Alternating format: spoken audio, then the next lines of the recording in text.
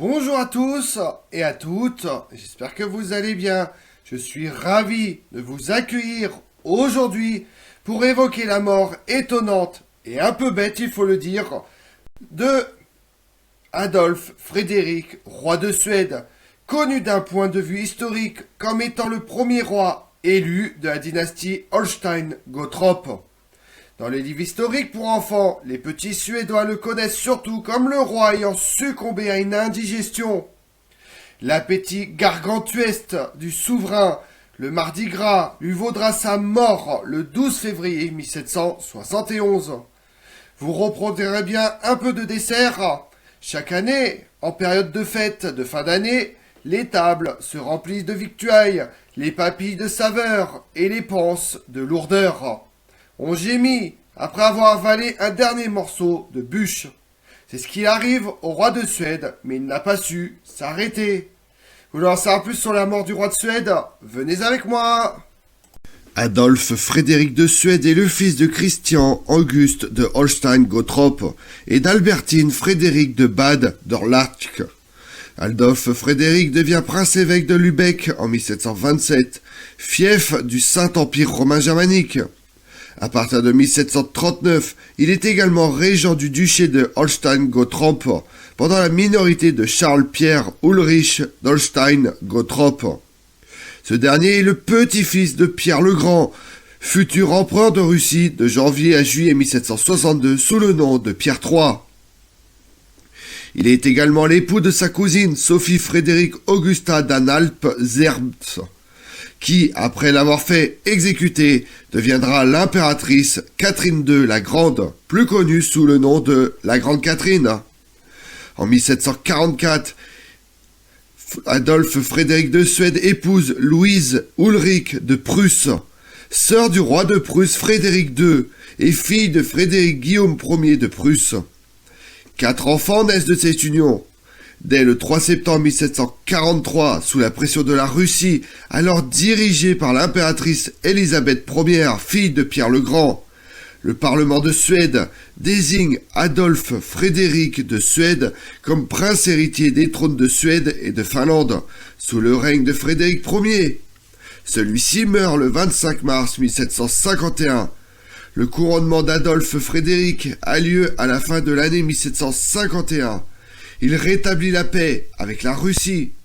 Le prince héritier deviendra le premier roi de Suède de la famille Holstein-Gottorp, issu d'une branche de la famille d'Olenbourg en 1751. Parent avec la famille impériale russe, on voit en lui le candidat idéal pour améliorer les relations avec la Russie. Adolphe Frédéric est connu pour avoir été un roi faible. Le pouvoir est entre les mains d'un parlement tyrannique dont il tente de se défaire, mais en vain. Son fils Gustave III tentera également la même manœuvre. La reine Louise Ulrich de Prusse, épouse du roi de Suède, fut également active dans ce domaine. Adolphe Frédéric de Suède constate rapidement qu'il n'a que peu de pouvoir, celui-ci étant contrôlé par le Parlement. Par 2 fois, il tente de s'en libérer. La première occasion se présente en 1755, lorsque, poussé par son épouse, il tente de retrouver une partie de ses prérogatives royales. La seconde occasion, sous la direction de son fils Gustave, lui permet de renverser le Parlement, mais il est dans l'incapacité d'utiliser sa victoire. Le 12 février 1771, le roi de Suède se fait servir son repas. Et quel repas! Ce jour-là, afin de bien se remplir le ventre avant d'entamer le carême, il débutera par quelques entrées au caviar, suivies d'une soupe aux choux. À table, on lui sert également du poisson, mais sans oublier une bonne choucroute. Bien entendu, le souverain arrosait son repas au champagne. Lorsqu'il eut englouti tout son repas, il attend encore son dessert. Impossible pour lui de ne pas manger ce dessert dont il raffolait tant, le smella. Dessert suédois traditionnellement mangé le mardi gras. Autrement dit, ce dessert est tellement riche et calorique qu'il permet de tenir pour les jours de jeûne de carême. Les riches et puissants, dont les tables regorgent de mets riches et de viande fraîchement chassée, Mais pourquoi Adolphe Frédéric de Suède, Louis XIV ou encore Henri VIII mangeaient-ils énormément? Tous les rois ne mangeaient pas comme des ogres. Mais en Europe, dès le Moyen-Âge, le fait de manger beaucoup était une façon d'exprimer sa puissance et sa richesse. Idéalement, quand on a une position sociale élevée, encore plus quand on est roi, empereur, évêque, etc., il faut beaucoup manger. Les tables croulaient alors littéralement sous les plats. C'était des quantités extrêmement importantes de victuailles, mais les rois se contentaient de picorer un peu de tout. Une table bien remplie était un symbole de pouvoir. Le fait d'avoir tous les plats sur la table, c'est ce qu'on appelait le service à la française, qui permettait d'afficher son opulence. Le service à la russe, où les plats se succèdent, comme chez nous aujourd'hui, est arrivé après. Le temps du repas était tellement un apanage de puissance que Louis XIV en avait fait un rituel.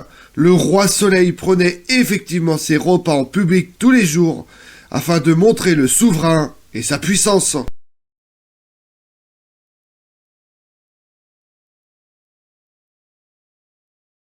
La légende raconte qu'en février 1771, Adolphe Frédéric de Suède a laissé libre cours à son appétit d'ogre. Il a englouti du caviar, de la choucroute, du homard, du hareng, de la soupe aux choux et surtout son dessert préféré, le smella. Oui, vous avez bien entendu, il a mangé tout ça. Le roi de Suède en aurait repris 14 fois de cette pâtisserie criminelle. Une brioche fourrée à la pâte d'amande est servie à l'époque dans un bol de lait chaud. Il est rapidement pris de problèmes digestifs, on pouvait s'en douter. Il a toujours des exagérations, mais sa réputation de gros mangeur était incontestable. Le smella est une brioche fourrée à la pâte d'amande, avec de la crème chantilly, le tout fouetté. Le roi de Suède en aurait mangé 14 de ces petites brioches avec du lait chaud ce jour-là. Ça aurait été pas très grave s'il avait mangé que ça. Mais précédemment, je vous ai déjà dit tous les plats qu'il avait ingurgités. Ceci est l'exagération de trop, suffisamment pour pousser ce monarque de 60 ans dans les bras de la mort. Après le dîner copieux, Adolphe Frédéric de Suède a commencé à se sentir mal. Il a été aidé dans une pièce voisine où il est mort. L'indigestion du roi est à l'origine de troubles de santé fulgurants. Il a succombé d'un accident vasculaire cérébral provoqué par son repas d'ogre. Le poète, proche de la cour de Suède, écrira avec humour dans le journal du 16 février, quelques jours après la mort du roi, que la smella devrait être condamnée à l'exil de Suède, car il a commis un assassinat royal. Comme on l'a vu, la mort du roi de Suède est très bête. La cause, la gourmandise. Le suspect, la friandise. Ce souverain règne sur la Suède au milieu du XVIIIe siècle, mais ses pouvoirs sont limités. Le Parlement prend toutes les décisions politiques d'importance. Alors pour passer le temps, le roi se livre à son péché mignon, la gourmandise. Poisson, viande, mais aussi vin, champagne, tout lui est bon pour s'empiffrer, jusqu'à la cuillerée de trop. Ce jour-là, le roi commence par de la choucroute, du caviar, des harengs, le champagne coule à flot. Il mange entrée, plat, et attaque enfin le dessert, une brioche à la crème et à la pâte d'amande, sa friandise préférée, servie dans un bol de lait chaud. Suant, la paupière lourde, il en prend une fois, puis en reprend encore et encore sans fin.